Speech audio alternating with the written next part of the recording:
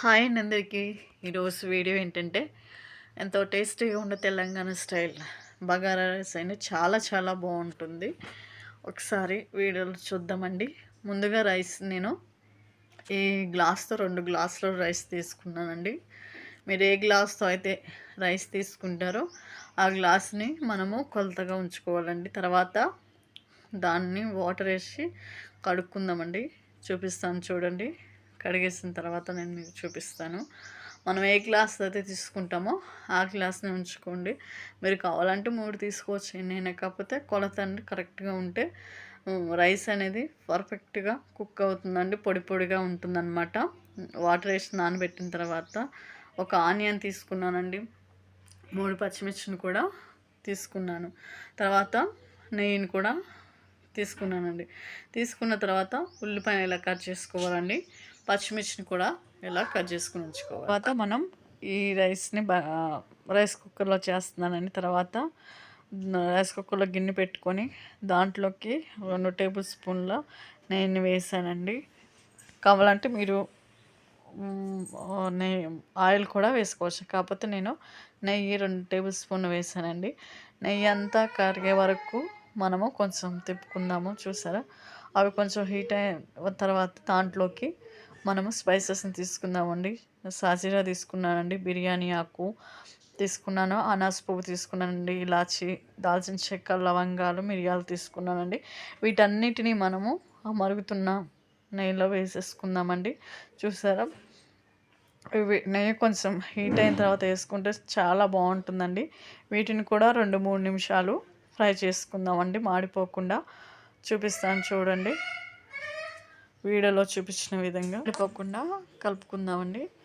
ఈ విధంగా కుక్ అయితే సరిపోతుంది. తర్వాత ముందుగా కట్ చేసుకున్న ఉల్లిపాయలు, పచ్చిమిర్చిని కూడా వేసేసుకుందామండి. వీటిని కూడా 2-3 నిమిషాలు ఫ్రై చేసుకుందామండి. లైట్గా ఫ్రై అయితే చాలండి. తర్వాత దీంట్లోకి 1 టేబుల్ స్పూన్లు అల్లం వెల్లుల్లి పేస్ట్ కూడా వేసేసుకొని, ఈ అల్లం వెల్లుల్లి పేస్ట్ అనేది వాటికి ఆ ఉల్లిపాయలకి, పచ్చిమిర్చికి, ముక్కలకి పట్టే విధంగా మనము కలుపుకుందామండి. నేను మీకు చూపిస్తాను చూడండి. చాలా చాలా సింపుల్గా చేసుకోవచ్చు అండి. దీన్ని ఎవరైనా చేయొచ్చు. ఈ విధంగా ఉంటుందండి. ఈ విధంగా ఉన్న తర్వాత దీంట్లోకి పుదీనా, కొత్తిమీర కూడా వేసేసుకుందామండి. పుదీనా, కొత్తిమీర వేసుకోవటం వల్ల ఏంటంటే ఇవి నెయ్యిలో కొంచెం ఫ్రై అవుతాయి కదా, టేస్ట్ బాగుంటుందండి. తర్వాత మనము 2 గ్లాసులు తీసుకున్నాం కదా, దీంట్లోకి మనము 3 గ్లాసుల వరకు వాటర్ వేసుకోవాలండి. 2 గ్లాసులు తీసుకున్నాము కదా, 2 గ్లాసులకి గ్లాసున్నర వాటర్ వేసుకోవాలండి. తర్వాత దీన్ని మనము సాల్ట్ని కూడా వేసుకుందామండి. సాల్ట్ నేను 2 టేబుల్ స్పూన్ వేసాను. మీ రుచికి తగినంతగా మీరు సాల్ట్ వేసుకోనండి.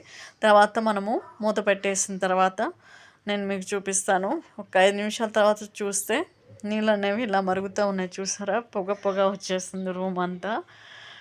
ఇలా మరుగుతుందండి, చూసారా. ఇప్పుడు మరుగుతున్నప్పుడు మనం ముందుగా నానబెట్టుకున్న రైస్ని కూడా దీంట్లో వేసుకుందామండి.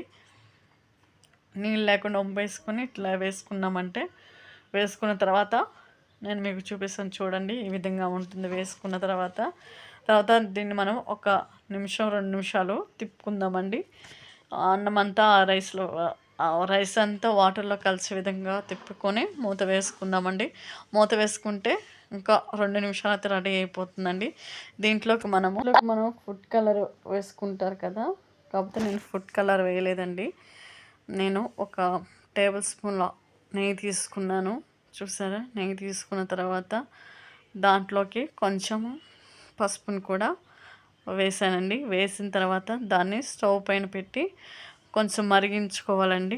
మరిగించుకోవాలి. చూసారా, వీడియోలో చూపించిన విధంగా చూడండి. ఈ నెయ్యి, పసుపు కలిసిపోతే మన ఫుడ్ కలర్ వేయాల్సిన అవసరం లేదండి. ఎందుకంటే ఫుడ్ కలర్ వేస్తే కొంచెం ఫుడ్ కలర్ వేయకూడదు అంటారు కదా, అందుకని నేను మనం నెయ్యితో కనుక ఎలా చేసుకొని కొంచెం పసుపు వేసుకొని పసుపు మరిగించుకొని వేసుకున్నామంటే ఇంకా చాలా చాలా టేస్టీగా ఉంటుందండి బగారా రైస్. చూసారా, మరిగిపోయింది. ఆ 2 కలిసిపోయాయి. కలిసిపోయిన తర్వాత మనం మూత తీసి చూద్దామండి. ఇంకా ఒక 1 మినిట్ అయితే ఉడికిపోతుంది. దీంట్లోకి మనము చూసారా, మనం ముందు నెయ్యిని, పసుపుని కరగబెట్టుకున్నాం కదా, అది కూడా వేసేసుకుందామండి.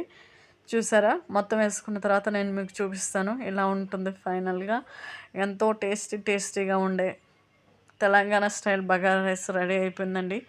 ఈ రైస్ కనుక మనము దేంట్లోకైనా బాగుంటుందండి. తర్వాత మనము కొత్తిమీర వేసేసుకోవటమేనండి.